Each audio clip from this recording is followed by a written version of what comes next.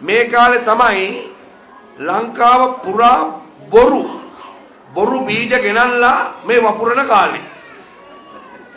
දැන් වෙලියායවල වල කුඹුරු වල වී පැල කරන්න වෙලාවක් නැහැ. දැන් රනිල් වික්‍රමසිංහලා සජිත් ප්‍රේමදාසලා ඇතුළු හොර නඩයක් ඉන්නවා. JVP හොර නඩයක් ඉන්නවා. අනුර කුමාර විතේරත්ලා. මුන් දෙගොල්ලා මේක රැස් වෙලා. කරන්නේ මොකද්ද මේ දවස්වල බීජ ගෙනත් දෙනව ගමට. මොනවද බීජ? එළවලු බීජද? වී හදන්නද? අපි නම් දැන් කියනවා වවන්න. මමත් බීජ ගෙනත් දීලා තියෙනවා. එළවලු හදන්න. කැලණි ආශ්‍රය එළවලු ಜಾති 5ක් හදන්න ඕන. ඒ හදන්නේ ඇයි? තමුන්නාස්සල බඩගින්න තියන්න බැරි නිසා. දැන් මුන් දෙගොල්ල මොකද්ද කරන්නේ? දැන් බොරු බීජ වපුරනවා දෙවුන්දර තුළු ඉඳලා පේදුරු තුඩුවට. දෙවුන්දර තුළු ඉඳලා පේදුරු තුඩුවට. පෞගේ කාලේ මුන්ට යන්න පුළුවන් කමක් තිබුණාද? අතිගරු ජනාධිපති මහින්ද රාජපක්ෂ මහතුමාට ගෝඨාභය රාජපක්ෂ මහතුමාට ත්‍රිවිධ හමුදාවේ පොලිසිය සිව්මහා සේනාවට පිසිද්ද වෙන්න අද අපිට බෝම්බයක් නැතුව ඉන්න පුළුවන්. දරුවෙක් ඉස්කෝල පිටක් කරගන්න පුළුවන්. උන් මොකද කියන්නේ?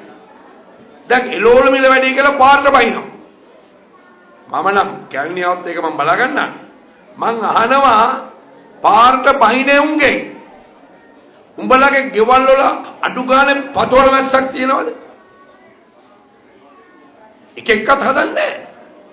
මිනිස්සු උසිගන්නන්න පාරට බහිනවා.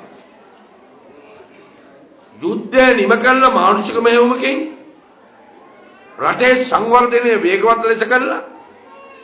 පාරවල් ටික හදලා ඉස්කෝල ඉස්පිරිතාල සියලු දේ හදලා ජනතාව සුරගිනකොට මුම් වම්බොටු ගෙඩියක් බණ්ඩක්ක කරලා පතෝල කරලා අරගෙන මුම්බයිනෝ පාරට බඩු මිල වැඩි කියලා.